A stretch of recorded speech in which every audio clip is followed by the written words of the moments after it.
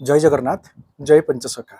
सत्य मालिका का और एक नए अध्याय को सबको प्रणाम और स्वागत। आज सत्संग में विचार करेंगे एक भक्त का प्रसंग। एक भक्त का साथ और भगवान का क्या संबंध है और भगवान कैसे भक्त का बात को सुनते हैं और ये माधव नाम का गुरुत्व क्या है। आज का सत्संग में वही विचार करेंगे।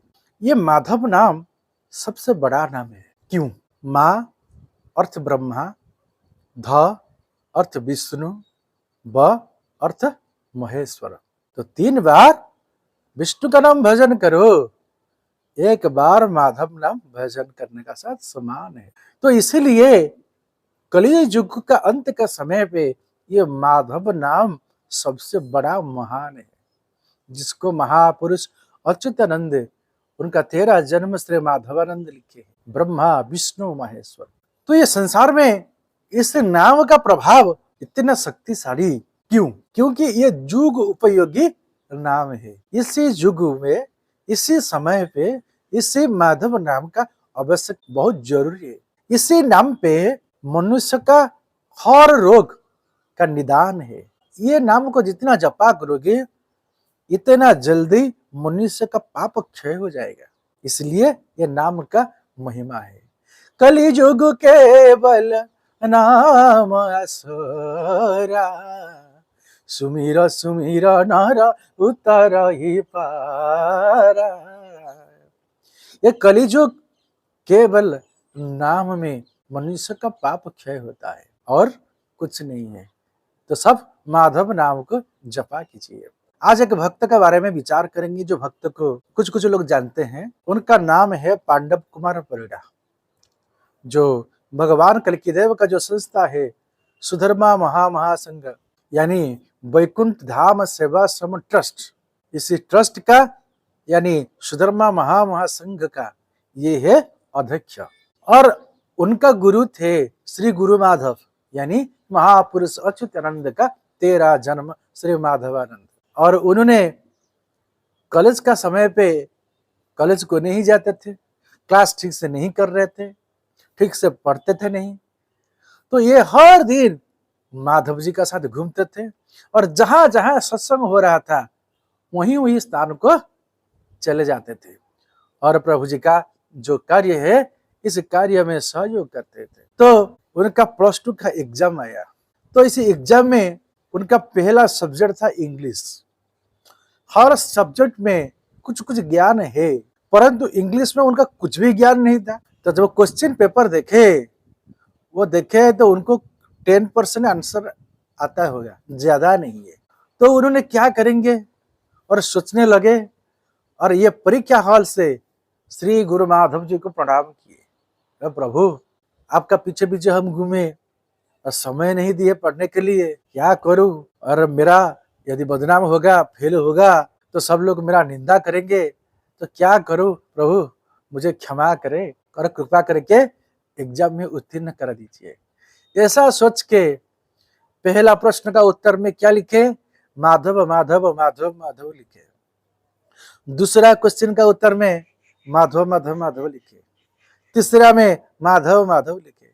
ऐसे हर क्वेश्चन का आंसर में वो माधव माधव लिख के छोड़ दिया और बोले, प्रभु आप उद्धार करना है तो उद्धार करेंगे, आप परीक्षा से हमको उत्तीर्ण कराएंगे तो करेंगे, नहीं तो और कोई नहीं करा सकते।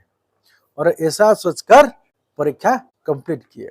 और जब परीक्षा का रिजल्ट आते समय उन्होंने श्री गुरु माधव जी का आश्रम, जो आश्रम जाजपुर में है, बहादुरपुर में, ये आश्रम में थे। और इसी दिन रेडियो में उनका न्यूज आया कि आज परीक्षा का रिजल्ट निकलना है। तो ये 1994 का घटना है। इसी साल जो एग्जाम दिए थे उनका रिजल्ट आया और ये मार्केट गए और देखने के लिए। मन में भय था, और पास हुआ कि नहीं, क्या करेंगे। उनका कुछ दिन पहले उन्होंने बहादुरपुर आश्रम में, श्री गुरु माधव जी का आश्रम में एक जगन्नाथ मंदिर है।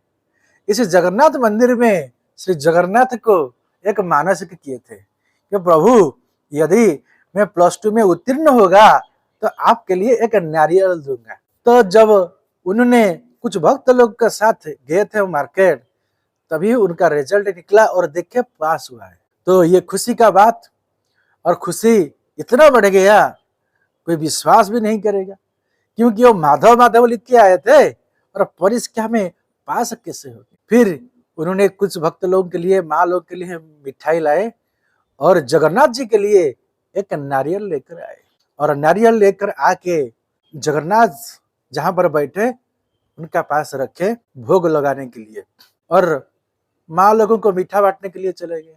और इसी समय गुरु माधव ने आए और बोले, ये पांडव जो नारियल लाया था इसको मुझे दो, मैं उसको खाऊंगा। और नारियल को तोड़ के श्री गुरु माधव जी को माँ लोग ने दिए और प्रभु जी आनंद में खाए। और उसका बाद आकर पहुंचे पांडव भाई और देखे तो नारियल नहीं है, ये नारियल कहाँ गया। और सब माँ लोग बोले, अरे माधव ने खा लिए। वो बोले, हम जगन्नाथ को देने के लिए लाए हैं, ये बड़ा मानसिक था। और देखते हैं इसी समय माधव जी खा रहे हैं। तो जो जगन्नाथ वही माधव, जो माधव वही जगन्नाथ, मन का बात को सुनते थे माधव, इसलिए वो अंतर्यामी है।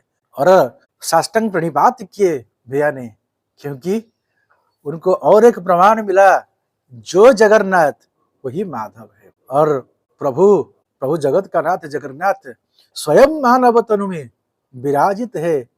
तो जो अर्पण करने वाला नारियल को खुद मांग के खाए, तो वही है भक्त का भाव, और वही है माधव, और वही है माधव जी का महिमा।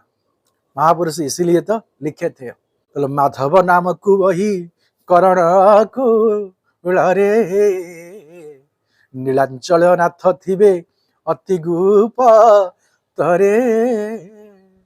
अरे बोले है कि नीलांचल का नाथ, इसी जगत का नाथ है जगन्नाथ महाप्रभु, करण कुल में जन्म होंगे, ये माधव का नाम पे जन्म होंगे, और मर्त्य मंडल में बहुत सारा लीला रचाएंगे 8000 भक्त का साथ।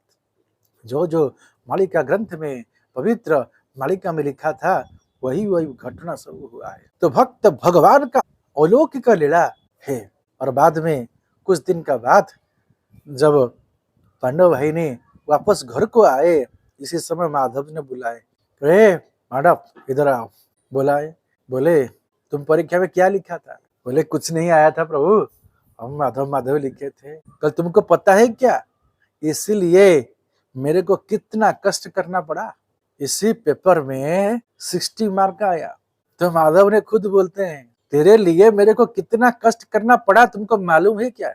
और ऐसा गलती कभी मत करना, तुम आज से कोई भी सत्संग को नहीं आएगा। जो जो हमारा आश्रम में सत्संग होगा, इसी आश्रम को आएगा, फिर जाएगा, और हर दिन ठीक से पढ़ाई करेगा, और बाहर जहाँ पर सत्संग होगा किसी स्थान को नहीं जाएगा। और ऐसे प्रभु जी का कृपा और महिमा है। तो महापुरुष जो जो दिव्य लीला को वर्णन किए थे, इसी दिव्य लीला को 13 जन्म में स्वयं अच्युतानंद माधवानंद होके जगन्नाथ रूप में जन्म होकर सारा मर्त्य मंडल में ये भक्त भगवान मिलकर ये सुंदर लीला को रचाए थे। तो आज के लिए सत्संग को वहीं पर विराम देते हैं और प्रार्थना करते हैं कि सब माधव नाम को जपा कीजिए, और कल के महामंत्र को जपा कीजिए, श्रीमद् भागवत को घर घर पठन कीजिए, और सत्य को निराधार में और जीव हत्या से दूर रहिए।